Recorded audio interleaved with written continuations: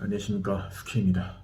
드디어 이날이 오고야 말았습니다. 바탐에서의 마지막 밤이고 2주간의 생활을 좀 마무리를 하면서 영상으로 남기고 정리를 하면 좋겠다라고 생각이 좀 들었습니다.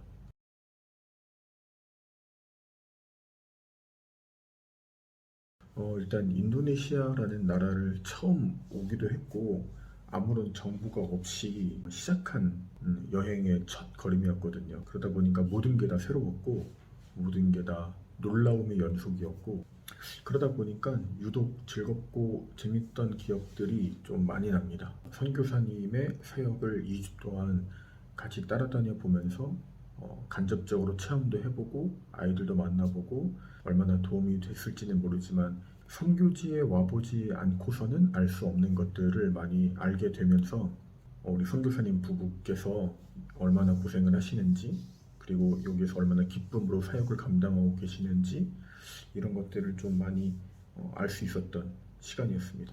아무래도 제가 바탐에는 여행의 목적보다는 선교지를 둘러보고 선교 사역에 조금 집중하는 시간이었다 보니까 어떤 것을 즐기거나 무언가를 누리거나 이제 그러지는 못했지만 모든 것이 새로운 첫 경험이었기 때문에 굉장히 의미 있는 시간들이었고 좋은 기억들이 많이 있다 보니까 다시 한번 좀 방문을 하면 좋겠다라는 생각도 좀 들었습니다.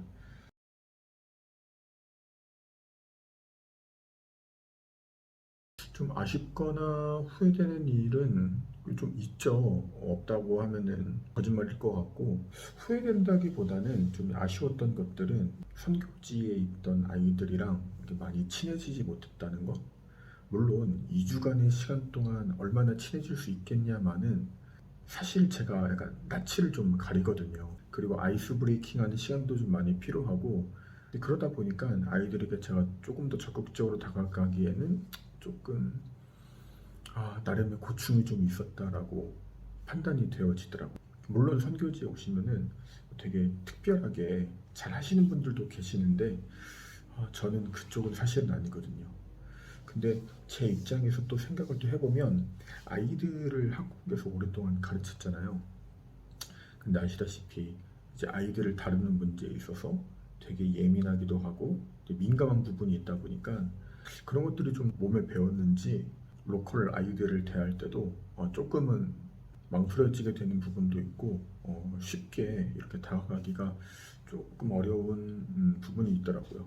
그리고 무엇보다 저는 좀 그 사람이랑 스킨십도 있고 좀 가까워지려고 한다고 하면 좀 서로를 알아가는 과정이 저는 좀 필요하다고 생각을 하거든요. 상대방에 대해서 잘 알지 못하면서 무작정 가까워지려고 하는 것, 요거는 그게 제 성향은 아니어가지고 좀 그 부분에 대해서는 좀 아쉬움으로 남습니다.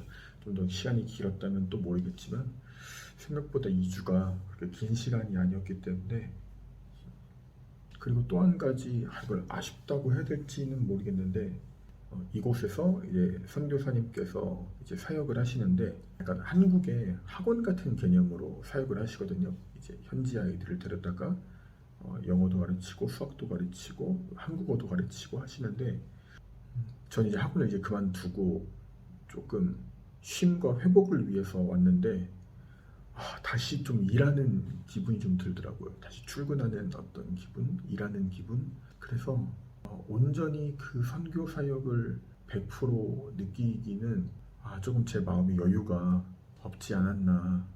이런 것들도 좀 아쉽다면 아쉬운 결과인 것 같아요.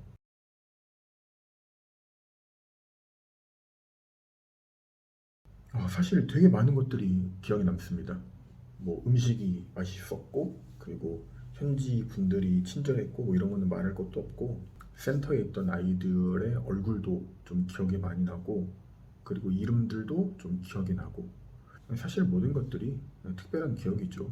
그 중에서 좀 특별히 기억에 남는 일이 뭐가 있냐라고 하게 되면, 일상에서의 사소한 것들이 좀 기억에 많이 남아요. 제가 헬스장이 이제 길 건너편에 있어가지고, 이제 거의 매일 가다시피 했는데 가면은 나이는 모르겠지만 키키라고 하는 친구가 있었거든요. 근데 그 친구를 만날 때마다 이제 인사했던 거 이제 만나면은 항상 저한테 막 막 인사했던 그리고 헬스장 갔다가 요렇게 오면서 이 선교센터 옆에 카페가 있는데 그 카페에 이렇게 노란 머리로 염색을 했던 직원이랑 이렇게 늘 웃으면서 인사했던, 그리고 한인교회를 갔었거든요. 근데 한인교회를 갔을 때 거기에 현지인 친구들 커플 둘, 남자 여자 이렇게 커플이 예배를 드리러 왔더라고요. 현지인이 한인교회에. 그러니까 한국말을 좀 잘하는, 좀 알아듣는 것도 좀 잘하고 의사소통이 좀 문제가 없는 친구들이었는데 내년에 한국으로 유학을 갈 계획도 가지고 있고, 그 친구들을 만나서 이렇게 교제할 수 있었던 것, 그리고 서로 인스타 팔로우하면서 이제 서로 소식 나누고, 그리고 한국에 만약에 공부하러 오게 되면 제가 좀 안내도 해주고 좀 한국 생활에 좀 도움을 줄 수 있겠다 싶어가지고 그렇게 친구를 만든 것도 특별히 좀 기억에 남는 일이고, 그리고 이제 무엇보다 우리 선교팀에 그 선생님들이 있거든요. 네 분이 계시는데 이 네 명의 청년들, 이 네 명의 선생님들이랑 만났던 것도 꽤 귀한 경험이지 않나. 사실 그 중에서 가장 특별히 기억에 남는 거는 오늘 현지인 교회로 예배를 갔다 온 그 일인데, 사실 이거는 제가 굉장히 큰 이제 감동이 있어가지고 따로 현지 교회의 예배 찬양 영상과 함께 좀 따로 제작을 하려고 합니다.